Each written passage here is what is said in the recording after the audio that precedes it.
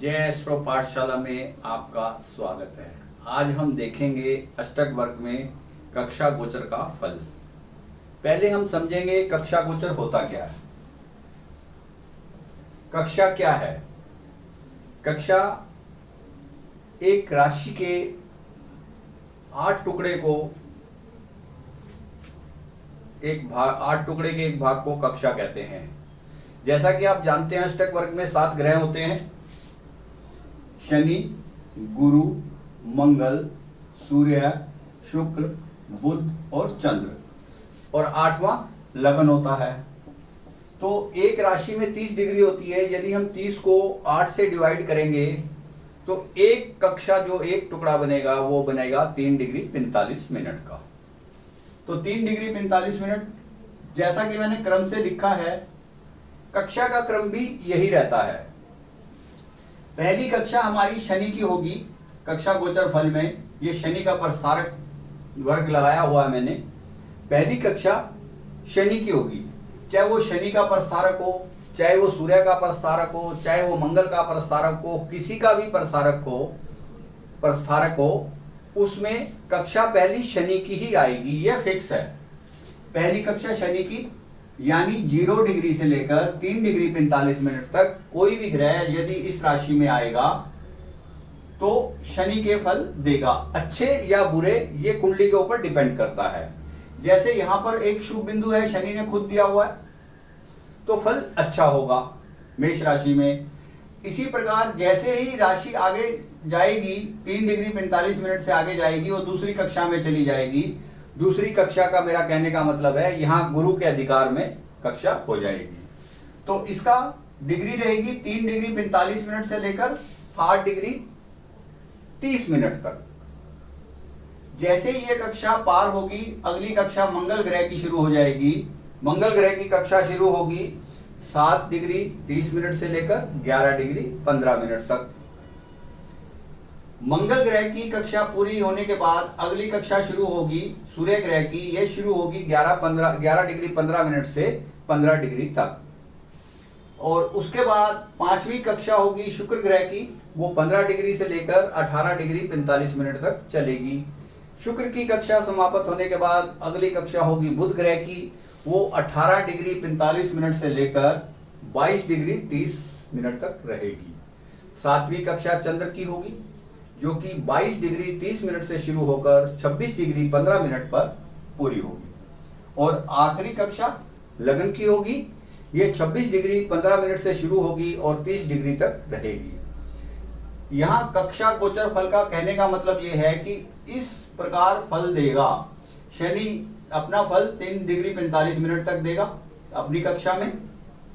फिर उसके बाद गुरु अपना फल देगा 3 डिग्री 45 मिनट से लेकर 7.5 डिग्री तक, और ऐसे ये क्रम से चलता रहेगा। अब हमें यह पता लग जाता है इस कक्षा से कि कौन सा ग्रह फल देगा। पहले हमें यह निश्चित करना है कि कौन सा ग्रह फल देगा। वो ग्रह हमारे कुंडली में कारक है, शुभ फलदायक है, तो अच्छा फल हम उम्मीद कर सकते हैं। और यदि वो अकारक है, अशुभ ग्रह है, तो फल अच्छा नहीं भी हो सकता। तो ये सब चीजें हमें देखनी है कक्षा के द्वारा।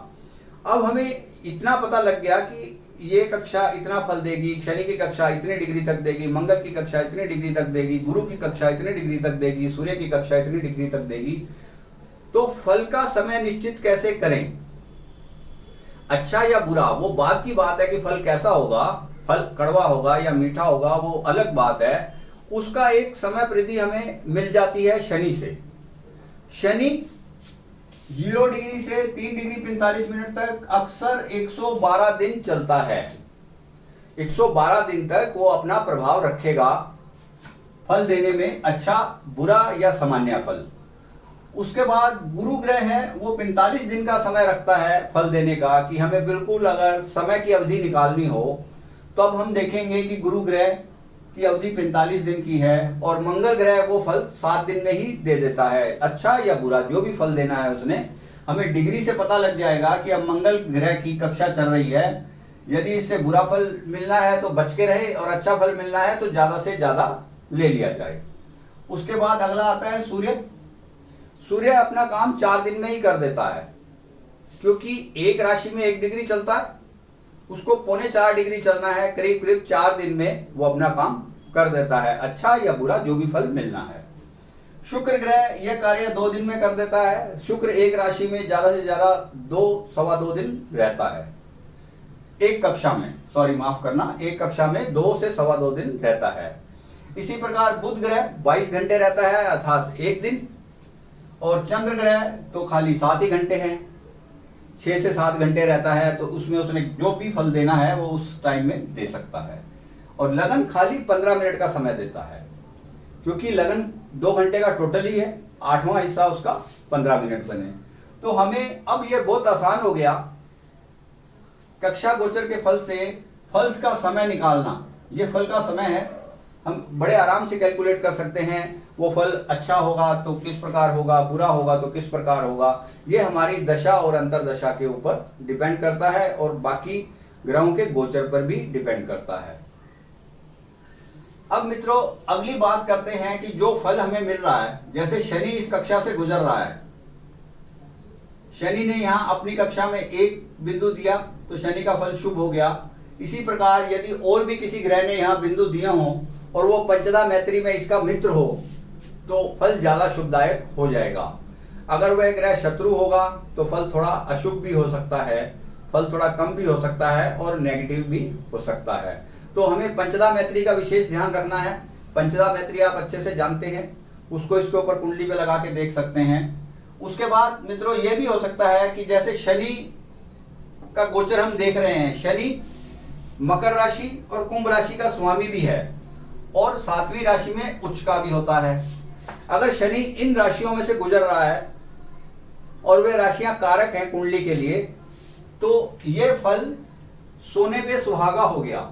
या तो शनि अपनी स्वराशि में से गुजर रहा है या अपनी उच्च राशि में से गुजर रहा है, तो यह फल सोने पे सुहागा हो गया, यानी फल बढ़ चढ़कर मिलेगा, फल हमें बढ़ चढ़कर मिलेगा और उससे जो फल का पॉजिटिविटी होगी बहुत ज्यादा होगी। तो यह तो हमने समझ लिया शनि के लिए।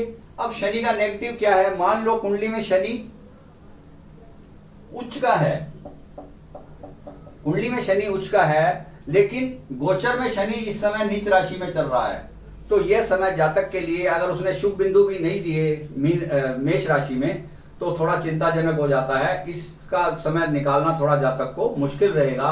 तो जातक को यह ध्यान रख लेना चाहिए कि मुझे 112 दिन बच के रहना है किसी भी तरीके से। जब शनि मेष राशि में हो और नेगेटिविटी इसके साथ हो तो हमें यह ध्यान रख लेना है कि हमें थोड़ा सा बच के रहना है। इसी प्रकार बाकी ग्रहों का देख सकते हैं, क्योंकि बाकी ग्रहों का गुरु को 45 दिन मिलते हैं, जहां मंगल को 7 ही दिन मिलते हैं और सूर्य को 4 दिन मिलते हैं। शुभ या अशुभ जो भी उसको देना है यह हमें देखना है।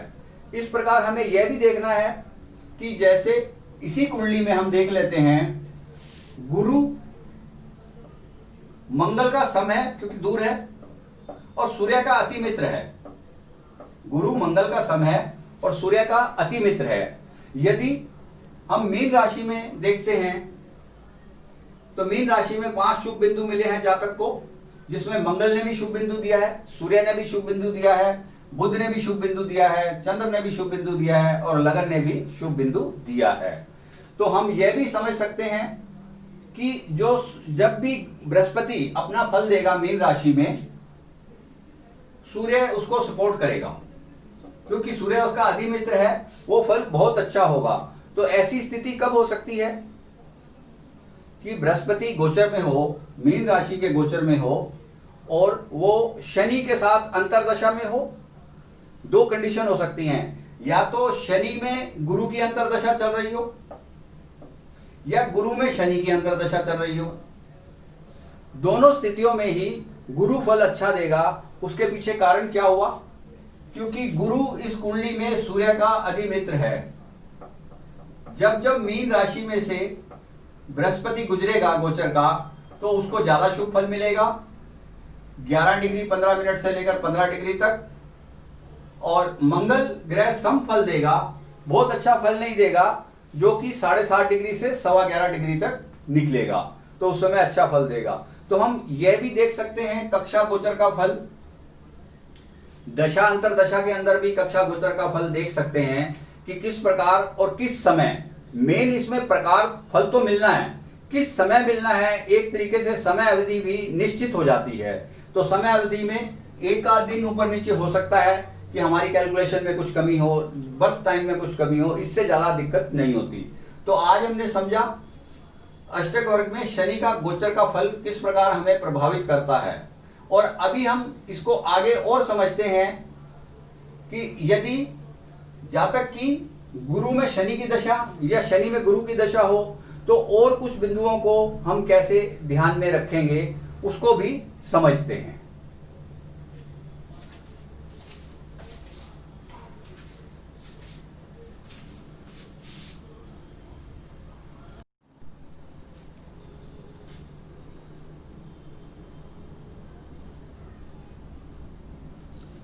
फल कैसे होंगे यह समझने के लिए ग्रह किन भावों के स्वामी हैं तथा उन भावों के कारकत्व क्या हैं, यह भी अच्छी तरह से समझना होगा। अर्थात गोचर का ग्रह अष्टम भाव से गुजर रहा हो तो अष्टम भाव के कारकत्व जातक के जीवन में होंगे, उससे जातक प्रभावित होगा। यह भी जानना होगा कि ग्रह जिस राशि में गोचर कर रहा है उसकी क्या विशेषताएं हैं। मान लीजिए दशमेश गुरु दशम भाव से मीन राशि में गोचर कर रहा है, जैसा कि आप सामने एग्जाम्पल कुंडली में देख रहे हैं। अगर उस समय दशा सही हो तो मीन राशि के कारकत्व क्या हैं, जैसे मोती जल के व्यवसाय से उसे लाभ होना चाहिए। सबसे मुख्य बात तो हम नज़रअंदाज कर जाते हैं कि ग्रहों के कारकत्व को छोड़ देते हैं। एक बार फिर से हम मोटे तौर पर याद कर लें कि सूर्य अर्थात अधिकार राज्य सत्ता का कारकत्व रखता है। मंगल निर्णय लेने की क्षमता के साथ साथ बेवकूफ़ियाँ भी करवाता है। गुरु ज्ञान और शिक्षा का कारक है, ऐसे कार्य करवाएगा। बुध व्यवसाय पत्रकारिता कंप्यूटर आदि के कार्य करवा सकता है, उनसे लाभ हो सकता है यदि ग्रह की पोजीशन ठीक है। शुक्र ग्रह आराम परस्त है, सुख की तरफ लाभ करवाएगा, जातक को सुख वैभव मिलेगा। यह सब बातें उसकी जीवन में होंगी। शनि अर्थात श्रम मेहनत ज़्यादा करवाएगा। इस प्रकार से इन बातों का हमें ध्यान रखना होगा।